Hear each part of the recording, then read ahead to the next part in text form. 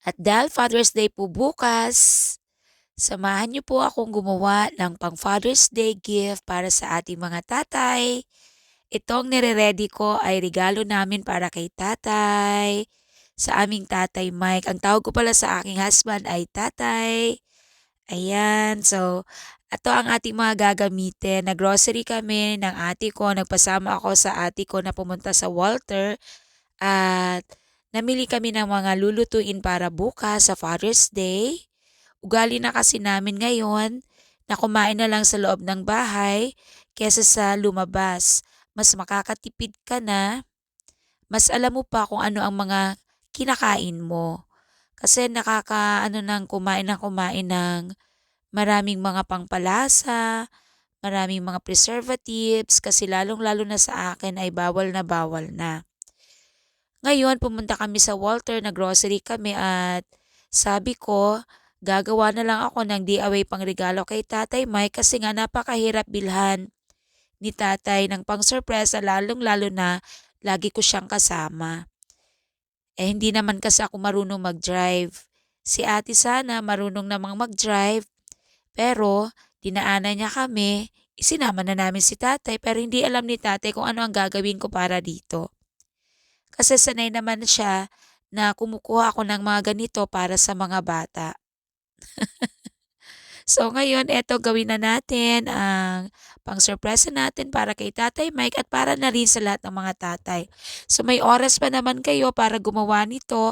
Hinahabol ko na makapag-voice over ngayon para may upload ko ngayon, ngayong ding gabing ito at makagawa din po kayo katulad ng aking ginawa. So ayan, bumili lang po ako ng mani. Ayan, may nakita din kasi akong ginawang DIY for the Father's Day. So sabi ko gagawa din ako pero siyempre may version din po tayo. Tipid tips na naman po ito para hindi masyadong magastos sa panahon ngayon. Hindi naman kinakailangan na laging bongga-bongga. Ang importante ay hindi natin nakakalimutan ang ating mga mahal sa buhay, ang ating mga tatay, at yung pagmamahal natin laging nandyan at yung respeto natin laging nandyan. Enough na yon para sa kanila. Ito ay bonus na lamang. So, ito, tingnan nyo po ang aking ginawa. Kumuha lang po ako dito ng container, yung tub na pabilog. Pwede namang square, pwede naman yung oval. Pumunta sana kami sa ano ba yung binibilhan ang mga pang-bake? Kalimutan ko yung pangalan. Sa Walter. At may nakita ako na mga yung pang bento-bento cake. Pero sabi ko, ala, ang gamitin ko na lang ay yung tub, yung plastic tub na bilog para tipid. Hala tate, hindi kita tinitipid ah. Kaya lang, marami naman tayong mga gamit sa bahay na pwedeng gamitin. Kaya eto, so ginawa ko ay binalot ko yung mani. Diyan nakikita nyo naman kung ano ang maning ginamit ko. Marami ka naman pwedeng gamitin dito at marami kang pagpipilian. Pero since ito ang ginakain ni tatay, eto ang aking binili. Hindi ko rin binili yung maanghang kasi hindi naman masyadong mahilig si tatay sa maanghang. Bumili rin ako ng Jack Daniel na inumin. May bago sana akong nakuha na mas malaki na incan. Pero hindi ko alam kung ano ang lasa nun. Baka hindi magustuhan ni tatay. Kaya eto na lang ang binili ko, yung Jack Daniel mixed with Coca-Cola. And then yung Right and Light, tama ba ako? Right and Light ba to?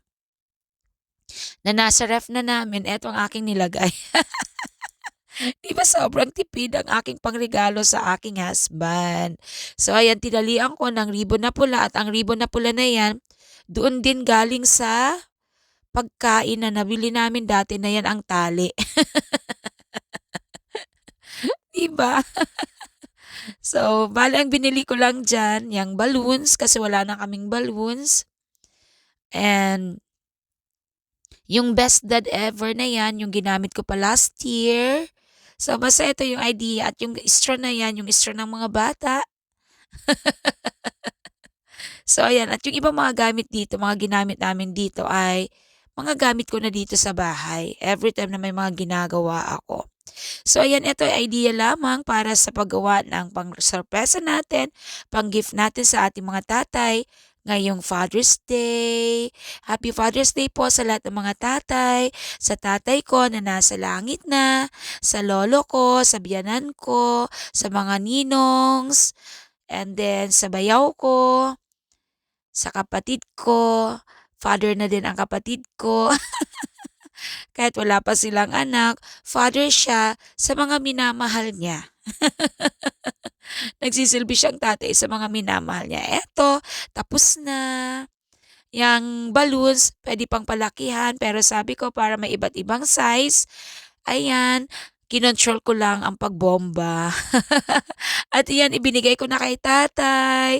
Ano tay, na-surprise ka ba? May sinasabi dyan si tatay. Pero ayan, sabi niya, salamat. Pwede na raw bang inumin kasi binigay na namin. Kasi dapat ibibigay ito ng mga bata sa kanya.